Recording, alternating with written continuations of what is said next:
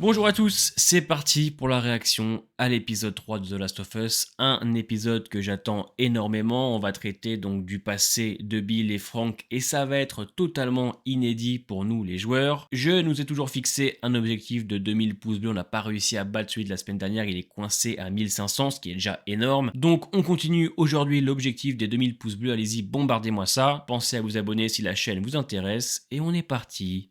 Let's go. Ok, il n'y a pas d'intro sur celui-là. Ah, ça doit être dur pour Joel, il a perdu quelqu'un en plus d'important pour lui, donc... Il croit que c'est rien, chou quoi. On va avoir plusieurs temporalités, je pense. La backstory de Bill, pendant les 20 ans aussi. Il a rien dit sur Bill. C'est vrai qu'elle est ultra pénible. Tais-toi 5 minutes. Elle parle de Riley. Je reconnais bien Ellie, moi, personnellement. On va tomber sur un rôdeur, je pense.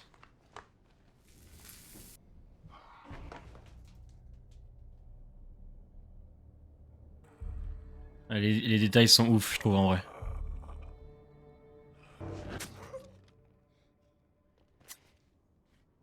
Le pauvre, il avait l'air bien, pourtant. Pas faire ça, merde. C'est un chic type. On peut vraiment pas s'empêcher de l'emmerder, hein. Un excellent fond vert, par contre, hein. Ouais, ok. La farine, c'est revenu beaucoup hein, sur la contamination. Moi, je bouffe des pancakes protéinés, donc à part la chiasse, tout va bien pour moi. Qu'est-ce qu'elle est pénible. Ils sont morts, vous pensez, là Oh. Oh. Oh non. Excellent. C'est un barge. C'est un barge. Mais qui a ça sous sa commode? Ok, et après il va installer ses pièges, ses petites barricades. Puis Bill, c'est vraiment un excellent personnage. Oh, il s'est fait un petit jus là. Oh là, oh, la belle assiette. Et puis il est cuisiné en plus. Nous non plus, on s'en lasse pas. Frank. Il est dit aussi ça.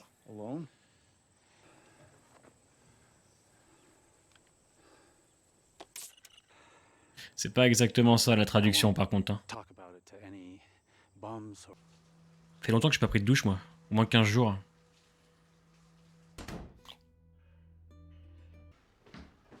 Et oui, Bill c'est un homme ultra raffiné. Ça rigole zéro chez Bill, hein. Envie d'aller manger là-bas moi. Hein. Putain, j'ai l'impression de manger avec eux carrément. Il est sur la défensive de ouf Bill. C'est Jules. Wesh alors. J'ai reconnu. S'il sait jouer du piano, le mec sait tout faire. C'est Dieu. Mais qu'est-ce qu'il sait pas faire ce type? Dites-le moi en commentaire.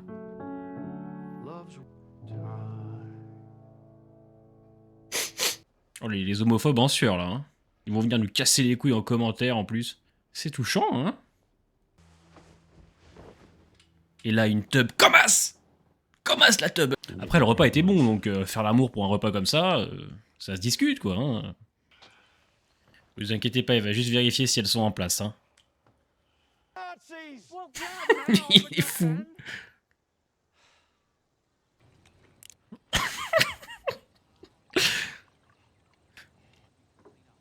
Ah oui, il est vraiment... Oui, ça, on s'en doute. Hein. C'est cool de revoir Tess et de voir des backstories que nous, on connaît pas. Ça, c'est inédit pour nous. C'est ultra dangereux de faire ça à 50 balais quand t'as pas l'habitude de faire du sport. La fraise. Un régal. Un régal. Et oui, quand on a peur pour quelqu'un, c'est qu'on l'aime. Merde. C'est là que Frank va mourir. Alors que dans le jeu, non. Dans une grande ville comme ça, comment tu... Heureusement qu'il a posé des pièges de partout, hein.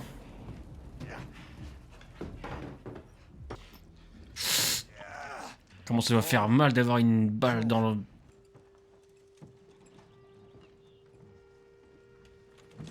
Et il est malade, Frank. D'accord, rien à voir avec le jeu. T'as quand même l'impression qu'ils ont pris 40 ans. Finalement, c'est lui qui a vieilli plus vite que lui, quoi.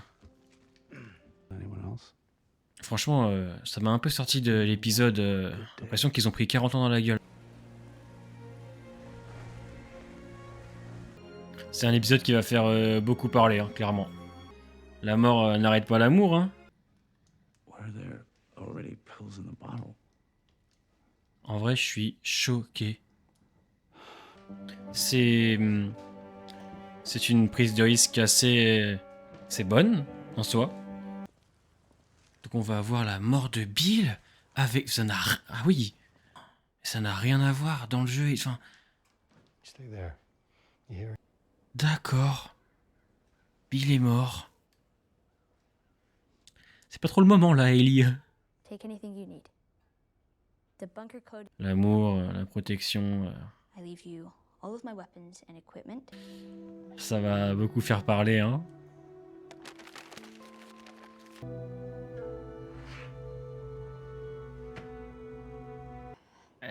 C'est encore un petit peu tôt là, Ellie. Je suis assez étonné de ce choix scénaristique que je trouve intéressant, hein, parce qu'il va servir à Joel et Ellie.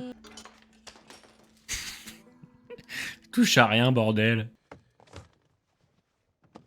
Bon, l'épisode 4, à mon avis, il va péter un câble.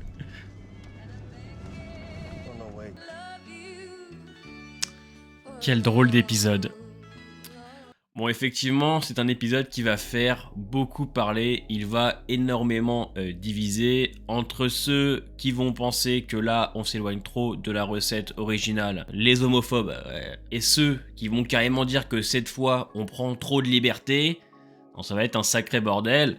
Qu'est-ce que j'ai pensé de cet épisode? Honnêtement, je le trouve quand même très bon. Vraiment. Alors, pour être honnête, je me suis quand même ennuyé, on va dire, à partir d'une heure, mais mes conditions sont différentes des vôtres. Là où certains le regardent dans leur lit, sur leur canapé, moi je suis debout à faire ma réaction, donc c'est vrai qu'au bout d'une heure, on commence un petit peu à en avoir marre. Donc oui, au bout d'une heure, je commençais à me demander quand est-ce que ça allait se terminer, mais ça n'entache en rien l'épisode, puisque personnellement, je le trouve très bon, j'ai bien aimé la proposition. Alors effectivement, je comprends d'avance ceux qui vont être déçus. C'est vrai que on enlève une grosse partie du jeu avec Bill, Ellie et Joel, des passages excellents dans le lycée, même dans la ville hein, de Bill, des moments intenses, plein de rythme, etc., plein d'actions pour laisser place aujourd'hui à une histoire d'amour qui, ma foi, est extrêmement touchante, belle, poétique et presque contemplatif. Parce que oui, on se retrouve avec un épisode où, au lieu de travailler le côté un peu aigri de Bill et le côté un peu mystérieux comme dans le jeu, on va s'amuser à travailler donc sa backstory et sa rencontre avec Frank. Frank qui dans le jeu est découvert pendu, là ça n'a absolument rien à voir. Comme la finalité, vous me direz, des deux personnages, hein, Bill et Frank ne terminent pas comme ça dans le jeu, d'ailleurs même Bill ne termine pas comme ça, mais on a préféré le faire mourir dans cet épisode-là. Alors, moi, ça me va, en vrai, puisque il y a de la proposition, il y a effectivement l'envie de travailler donc Bill et sa backstory, mais c'est inattendu, d'accord? Je pense que personne ne s'attendait à ça, je veux dire, personne ne l'a vu venir. C'est totalement différent du jeu, et au-delà d'être différent, comme je dis, c'est quelque chose qu'on n'aurait pas imaginé. Je ne pensais vraiment pas que l'épisode allait prendre une tournure pareille. Moi, honnêtement, je m'attendais à 20 premières minutes sur sa backstory et ensuite sa rencontre avec Ellie et Joel. Sauf que pas du tout, les choses ne se passent pas comme ça. Il y a une rencontre entre Bill, Joel, Tess et Frank hein, pour nous faire comprendre que pendant ces 20 ans, voilà, ils se sont un petit peu alliés et se sont liés aussi d'amitié. D'ailleurs, tout l'épisode hein, a un réel impact sur la fin puisque la lettre que va laisser Bill à Joel va permettre à Joel de comprendre et de protéger cette petite qui de base était censée être Tess, mais malheureusement Tess est morte, donc il va le faire avec Ellie. C'est un épisode effectivement qui prend son temps, mais au final, la finalité est la même.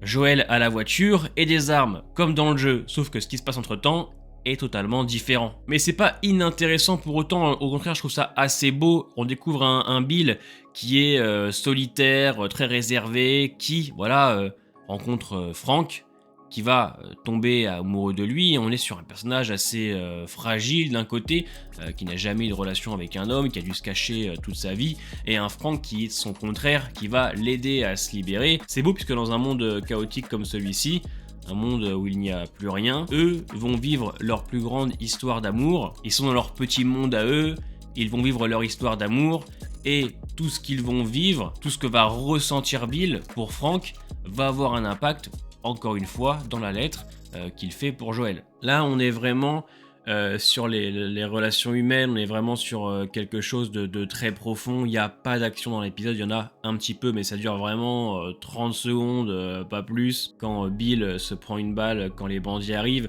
Alors c'est vrai qu'on aurait aimé en voir plus de ces pièges, le voir un petit peu plus à l'action, mais finalement, la manière dont on te présente Bill et on le travaille avec Frank, j'ai trouvé ça quand même très beau. Enfin voilà, ces personnages qui vont s'aimer malgré un monde qui s'écroule autour d'eux, qui vont vivre une des plus belles histoires d'amour. Et il y a plein de petits dialogues qui fonctionnent. Quand Bill dit à Frank qu'avant de le rencontrer, il n'avait pas peur.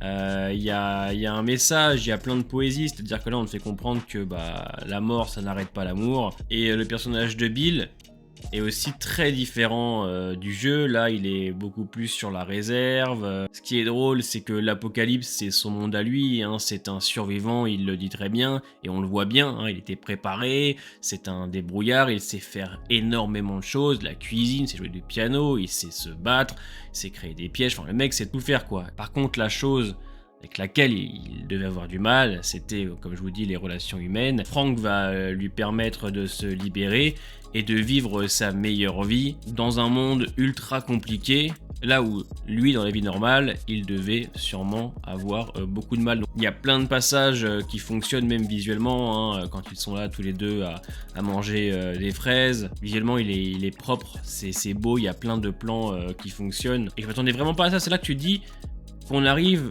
avec cet épisode 3 à proposer quelque chose d'inédit. Mais c'est aussi posé là pour nous faire comprendre que voilà, on est dans The Last of Us, mais ça reste une adaptation. On va prendre des libertés, on va faire des choses qu'on n'a pas traitées dans le jeu, et on va prendre des putains de risques.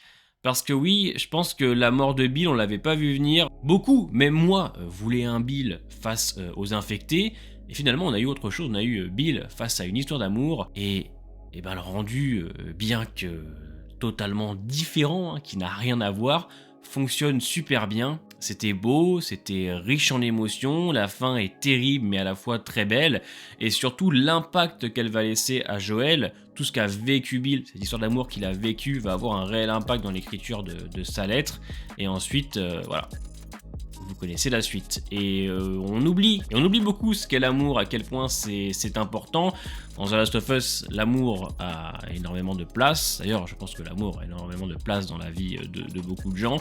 Et on le fait très bien avec cet épisode-là. Dites-moi en commentaire quand même ce que vous en avez pensé de cet épisode qui est très particulier.